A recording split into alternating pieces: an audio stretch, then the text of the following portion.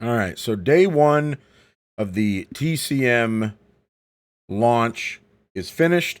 So we're going to spend this video talking about some of the changes that they made from the tech test to the live release, and then also give some of my thoughts uh, after spending a full day playing this game. I played all day today. Both sides, unbelievably. If you're coming over from Evil Dead, yes, I play both sides. Mind-blowing, I know. First, we'll get into some of the changes here. As you can see, this is some of the stuff they changed from the tech test. They reduced iframes for victims overall. That's great. It's probably too early to talk that much about balance. So if you're someone that's like waiting for me to come in here and complain about this or that, probably not going to happen in this video because I think we still have to wait to see what's going to happen at like high level gameplay. Because I think there's a few things that could potentially break the game, but I could be completely wrong. My gut feeling, I'm still going to just give my opinion, even though I've just said it's too early. My gut feeling is that iframes could be reduced even further in some places. Stuff like cars. I mean, not that cars really matter much, but there's that car battery area that's on Slaughterhouse where there's a car right there, and it's kind of annoying. Not a huge deal because I think it's designed that way intentionally for you to work together with family members and be like, hey, there's someone over here. I need you to come over here and help me. So maybe it's fine. But yeah, they reduced iframes, which is a good thing because, you know, it could be especially annoying like in the basement if you're playing Leatherface. There's so many places for survivors, victims to go that Leatherface can't get to, and then, you know, the iframes can be annoying. Increased duration of noise alerts. I never really thought much of that in the tech test, but that's good. Increased damage dealt by jumping out windows. I thought that was kind of strange. I don't mind it. Like, I don't know how often people are really jumping out of windows.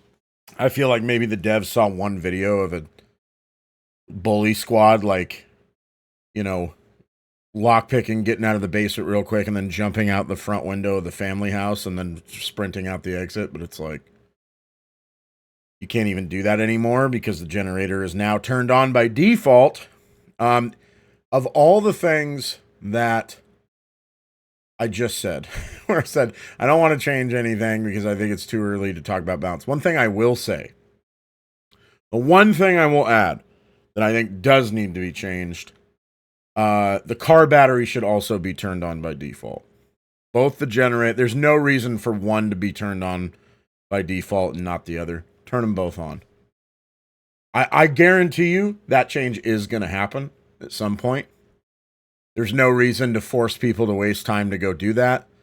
It's not very new player friendly. If somebody doesn't, you know, whoever spawns near the car battery, if they're new and they don't know, you're screwed. Your whole team is just going to get waxed. Just turn it on by default, because then that also gives the family more time to go patrol where they need to patrol and set up. I just had a game. Let me tell you this. And I'll get more into this later after we're done talking about this in terms of my thoughts of the game overall. I just had a game on Family House where I was playing Johnny, and I had to go turn on the car battery. And when I went to go turn it on, and he spawned near that area, by the way, so he didn't have to go very far. Turns on the car battery. I run back towards the house, and before I can even get inside the house, 3 victims escaped. Because whoever was in the house, Leatherface in the basement, and then the hitchhiker who was in the house, didn't like patrol. I don't know what they were doing. So the victims just unlocked the door, went upstairs, got the fuse box, went back downstairs, got out within 30 seconds. It was insane. So now, granted, there's only so much you could do to just mitigate family players being bad.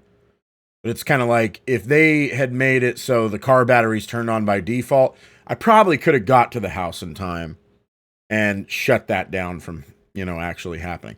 And I think that can only be a positive thing, because then it means matches will last longer. And like I said, we'll get more into that in a second, but matches need to last longer. You don't want to get to a point where victims are escaping in 30 seconds. Even with bad family members, you don't want that to happen. Unless all three are bad, and then there's nothing you can do about it. Increase the speed at which family can interact with doors. I love that because it's really annoying having to constantly unlock, open, shut, lock. It takes forever. So speeding that up is great. Investigated and tuned victim penalties for being pulled from hiding spots. I don't even know what that means. I didn't hear anything about any issues with hiding spots in the tech test. If somebody else knows what that entails, they can help me out. Fixed an issue where lockpick tension could be wiped by canceling. I really want to talk about this. This is such a positive thing and has given me hope for the future of the game because I saw this question asked on Reddit. I'm going to talk about, Reddit and people's opinions on Reddit quite a bit in this video. Someone asked the question, what is the difference between Saber on Evil Dead and Gun on Texas Chainsaw? And what I have always felt like the difference is that Saber really wants to do their best. They listen to the community. They try to make changes that pleases people. And their downfall is that they're just not very good.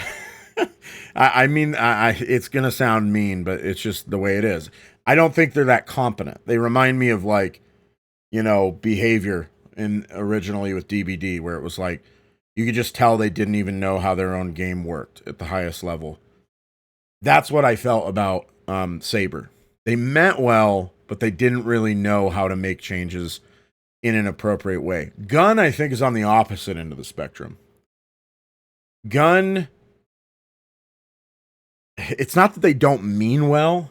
What it is like, if you went to Saber and you complained, and say the whole community comes out and they complain about, spamming basic possessions, like what happened early on in that game's life cycle.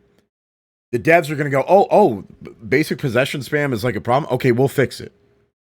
Whereas in this game, when a bunch of people came out, because again, there was another Reddit thread where they were asking questions like, hey, we need your feedback. When a bunch of people came out and said, hey, this was an issue in the tech test. People were going into the lockpicking minigame, completing 1/3 of the lockpick, backing out, backing back in, and going back in, and it would reset the tension. So then they could just rifle through locks super quick, even if it was a character who had low proficiency. So you could play Leland and just fly through a lock at the same speed that Connie could. And when people complained about that in that Reddit thread, the dev, the community manager, whoever he was, responded and be like, it's not an issue. They were like, it doesn't really save you very much time. And everybody's like, dude, you're wrong. And I actually did the math myself, and it saved something like 10 to 12 seconds, which is that's a ton of time in a game like this. This is a game of inches. Every asymmetrical game is. And so it's nice. So my point was, Gun feels like the type of dev team where they think that they know better than the player base. So when the player base says this is a problem, they go, no, it isn't. No, it's not. We're the devs. We know game design. It's not a problem. That's what I think the difference between Gun and Saber is. Coming all the way back to that, the positive thing here that is awesome about Gun is that they ultimately gave in and fixed this. Because when they responded to that Reddit thread, they said this is not a problem and it doesn't need to be fixed. So to then see that they went back on that and they changed their mind, that's a good thing. It means they will listen to the community. So that's really positive, and I want to give Gun points for that. Grandpa detection and efficiency increased. Great. In general, I think coming out of the tech test, everyone kind of agreed family needed some help. Bone scrap pile locations tuned, bone scrap piles now deplete. I think both of those changes came about as a result of feeling like really good victim squads could just bully family members. They'd knock you over with Leland, stand behind you, and chain bone scraps, stabs. I had it happen to me in the tech test. It was really annoying. I think in general, they were just trying to cut back on, bone scrap being so powerful. Now, as far as my first impression goes of the game itself, it's good, but here's my concern. Take a look at Evil Dead. Take a look at Dead by Daylight, which you have to because those are two of the bigger competitors in this genre. I know people are going to be like, well, you can't compare them. They're all asymmetrical horror games, so naturally you're going to compare them.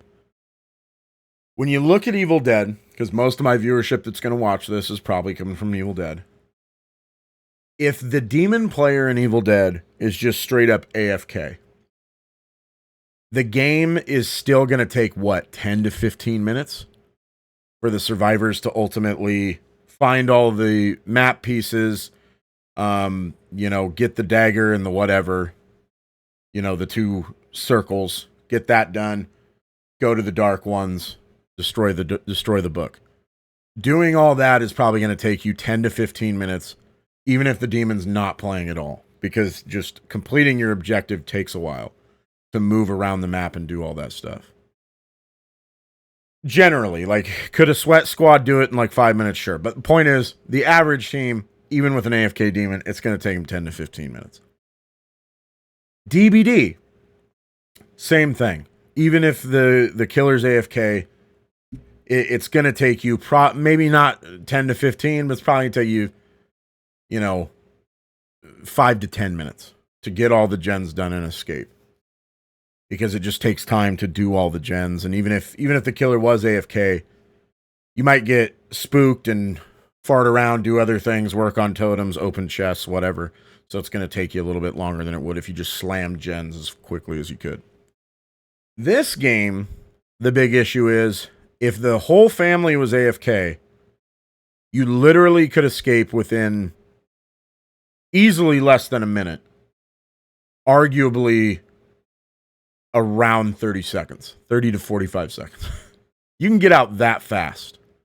And depending on the map and how it spawns, if you're on Slaughterhouse and you go up the basement exit that's right next to the basement escape, and the fuse box spawns right where the, I don't know how to describe it, but if the fuse box spawns on a certain location, you can essentially escape within 30 seconds if you get the right spawn. That's a problem because I think it's going to get to my worry, and I don't know how this game's going to ultimately turn out. I could be completely wrong. There's so much that we haven't discovered. This is the best time to play an asymmetrical game, is when people haven't figured out all the strategies and what works and what doesn't.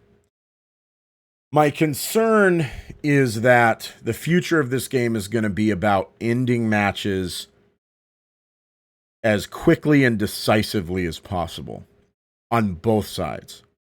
So from a victim perspective, it's going to be all about, we need to just ignore being stealthy, get out of our restraints as quickly as we can, get a lockpick, get out of the basement as fast as we can, and escape as fast as we can. Try to get out within 2 minutes. And it makes sense because as the match goes on, the stronger the family gets, thanks to Grandpa Perks and his radar getting stronger.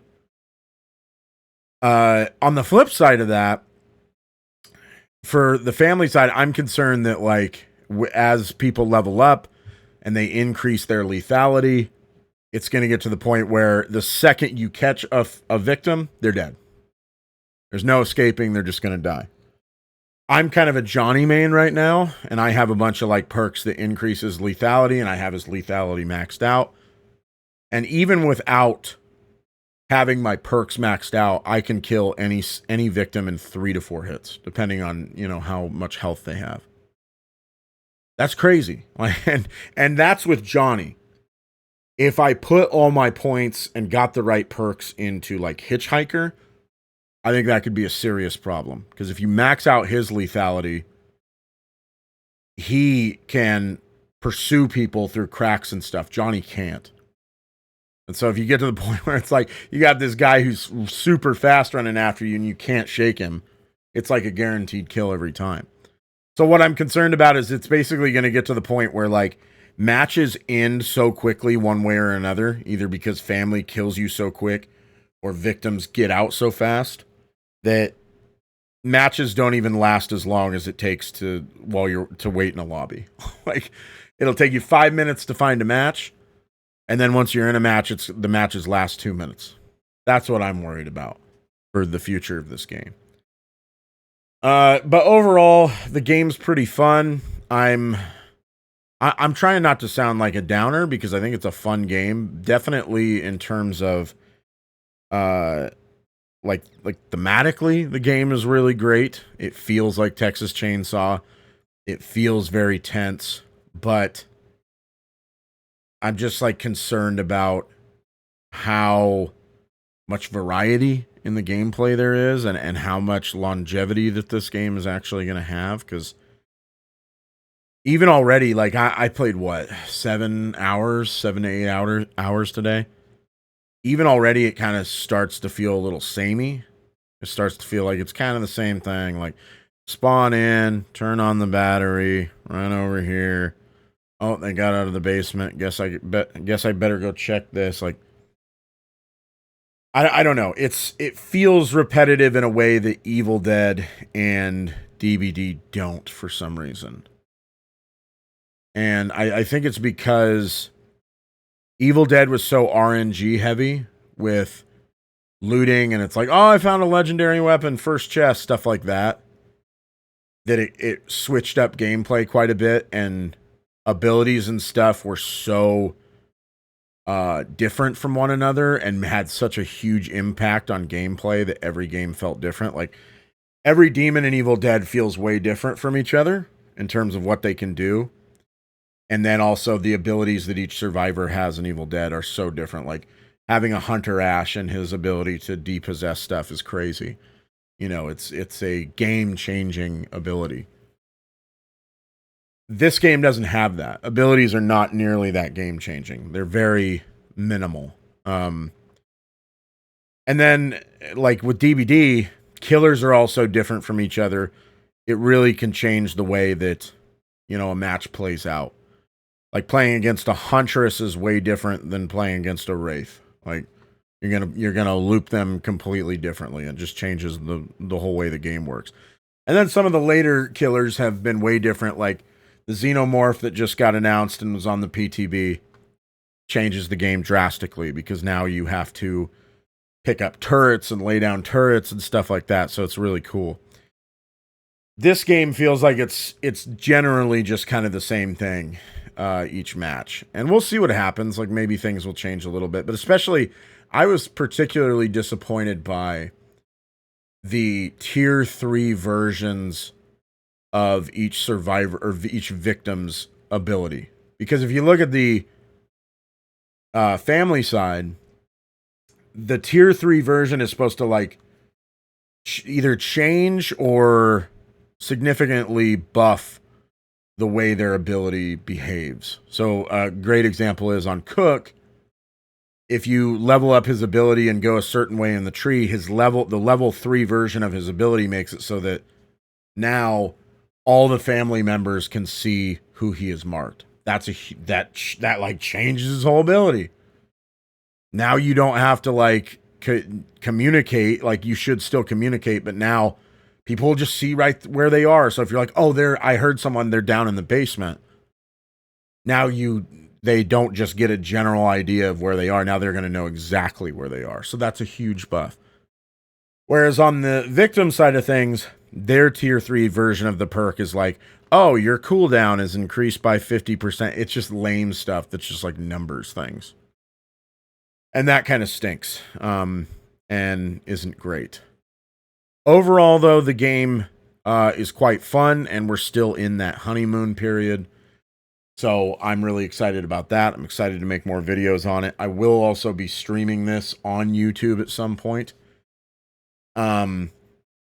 I will have gameplay videos go up, which I didn't really do for Evil Dead, but just like full match replays of stuff that was particularly tense or cool.